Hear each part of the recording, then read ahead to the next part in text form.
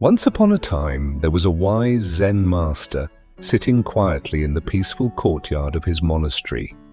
Beside him sat one of his curious students, eager to learn. As they sat together, two men approached the Zen master, seeking guidance about their futures. The first man walked up, his face weary and frustrated. He bowed respectfully and said, "Master, I am so tired of my old town. The people there are rude and unfriendly. I want to leave and start over somewhere new. What is this town like?" The Zen master paused, taking a deep breath, and asked gently, "What was your old town like?"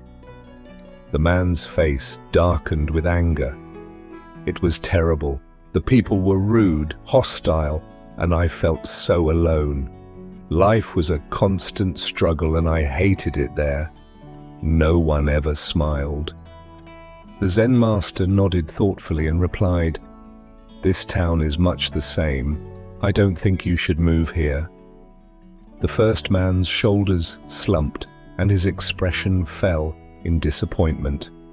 "Thank you, master," he said quietly, still holding on to his bitterness as he walked away.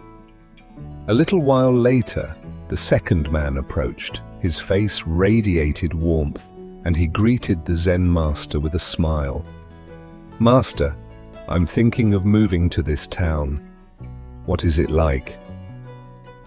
The Zen master, with a knowing smile, asked him the same question. "What was your old town like?" The second man's face lit up as he spoke with joy. "Oh, it was wonderful. The people were kind, friendly, and life was full of happiness. I had many good friends and everything felt right. I just want to explore new places and meet new people." The Zen master's eyes twinkled as he replied, "This town is much the same. I think you'll like it here." The second man beamed, his heart lifted with hope. "Thank you, master," he said gratefully, eager to start this new chapter of his life.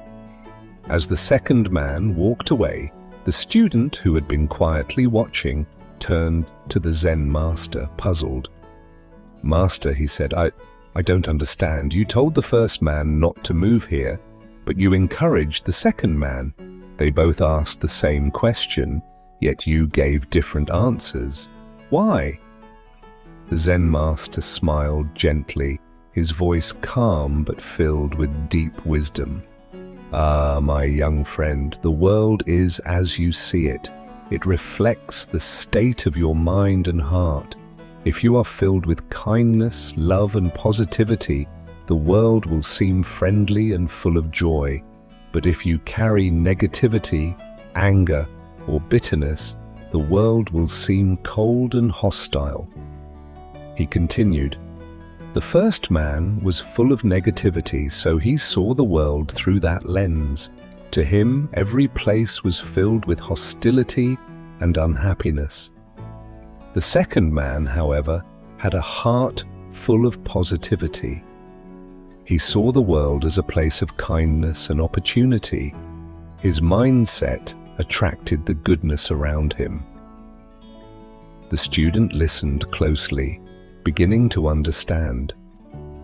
The Zen master's voice softened as he continued, "You see, we attract experiences that match what's inside us. If our hearts are filled with love and hope, we'll find love and hope in the world. But if we hold on to bitterness, that's what we'll see, no matter where we go." The story teaches us a simple yet powerful truth. Our perception shapes our reality. The way we see the world often mirrors what is inside our minds and hearts. The first man saw only darkness because that's what he carried inside. The second man, filled with light and kindness, saw the world as a place of joy and opportunity. This story serves as a powerful reminder that our thoughts and attitudes shape everything we experience. If we nurture bitterness and negativity, we are likely to find more of it. But if we choose kindness, gratitude, and positivity, we will attract better experiences and people into our lives. The world around us is a mirror. It reflects what's inside us. If we want to find happiness and peace, we must first look within. By changing our perspective and cultivating positive qualities, we can change how we experience the world. Happiness isn't something we find outside of ourselves. It is something we create within.